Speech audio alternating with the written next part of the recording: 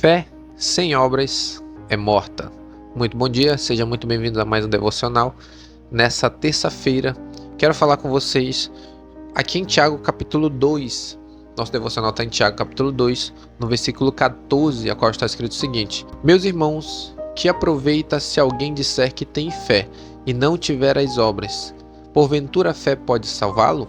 Todos nós sabemos que a salvação é pela fé, sem as obras. Só que Tiago aqui ele está falando que se não existir obras, nós não poderemos ser salvos. Será que Tiago está indo contra os ensinos da palavra? Será que Tiago está indo contra aquilo que Paulo ensina? Por exemplo, Efésios capítulo 2, versículo 8: Pela graça sois salvos por meio da fé, isso não vem de vós, é dom de Deus, não vem das obras, para que ninguém se glorie.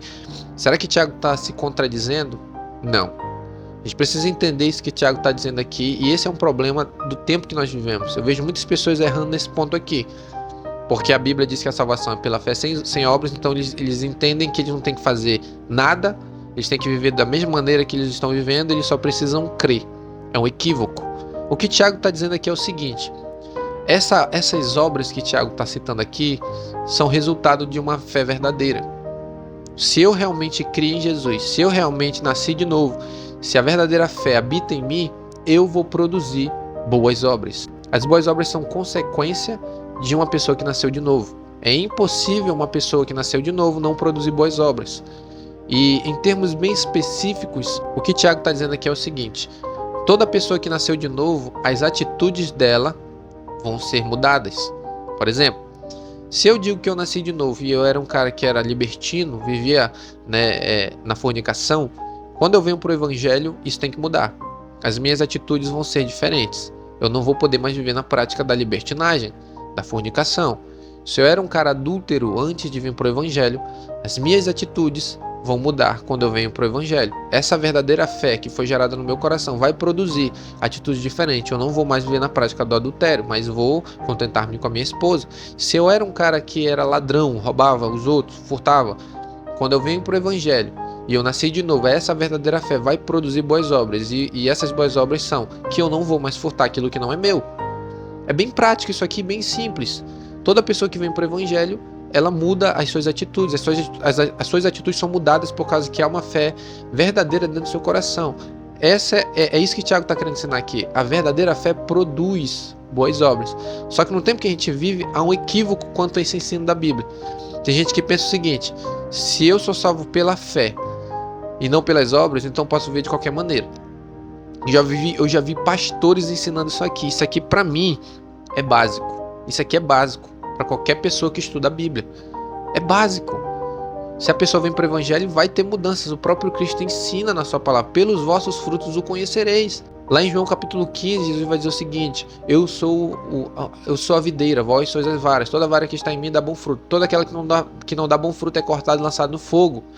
Então, bom fruto que Jesus está dando é atitudes, é comportamento. Quando o Tiago está falando aqui que a fé sem obra é morta, significa que não adianta nada você dizer que você crê em Jesus, que você nasceu de novo, que você faz parte de uma igreja, que você frequenta qualquer denominação, mas se a sua vida não demonstra essa fé verdadeira, é inútil. Tua fé é inútil, ela não vai poder te salvar. É inútil. Eu vejo muitas pessoas dessa maneira, professam fé em Jesus, vão à igreja, mas continuam na mesma vida, não há diferença, a vida delas continua da mesma maneira de quando elas eram antes, de vir para essa suposta fé que elas dizem que participam. Vejo muitas pessoas dizendo: eu sou cristão, mas quando tu olha para a vida dele, o cara xinga, chama palavrão, é iracundo, cobiça tudo e a todas, é um cara que não ajuda o próximo, tem um coração fechado, trata mal a esposa, trata mal o marido, a mulher trata mal o marido, se é um filho é desobediente aos pais. Então não há mudança. A verdadeira evidência de que o evangelho entrou na minha vida é que ele ocasionou uma mudança dentro de mim. Isso é básico para qualquer pessoa que estuda a palavra, mas eu vejo os pastores da Hipergraça ensinando da seguinte maneira: você é salvo pela graça, então não importa o que você fez, não importa o que você faz, a graça perdoa, a graça... porque tem um entendimento errado quanto que é a graça de Deus. Eu já ensinei aqui nesse canal que a graça de Deus tem dois papéis. Primeiro, ela remove a condenação. Segundo, ela te capacita à obediência. Só que esses pastores, ou essas pessoas que têm esse entendimento, só entendem graça com um papel. remover condenação. E realmente ela faz isso, mas não é só isso. A graça, ela remove a condenação, mas ela te capacita a obedecer. E um texto bem prático que nós vemos na Escritura é aquela parte quando Jesus está com a mulher adúltera.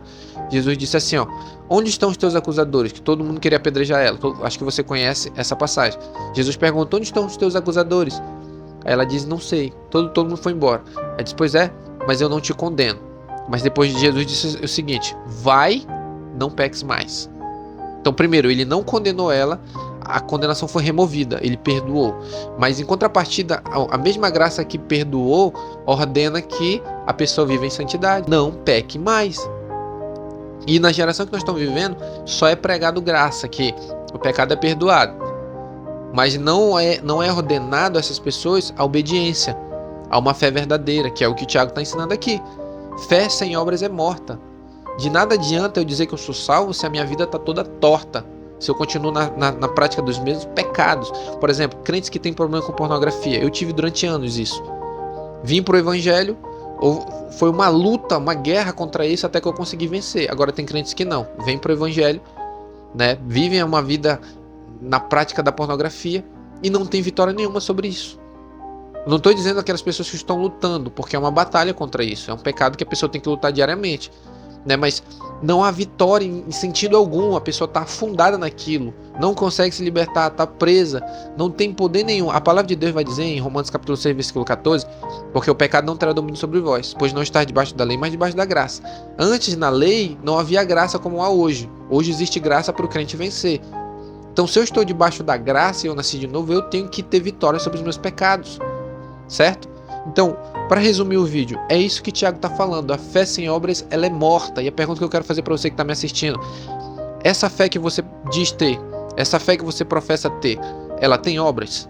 Existem evidências de que ela é verdadeira, de que você nasceu de novo, de que realmente essa fé que você diz professar, ela realmente está produzindo boas obras em você? As suas atitudes têm mudado, o seu comportamento tem mudado, o modo que você fala, o modo como você pensa, o modo como você trata sua esposa, o modo como você trata seu filho, você mulher, o modo como você trata seu marido, como você se porta no seu trabalho, como você lidar com dinheiro, como você paga suas contas.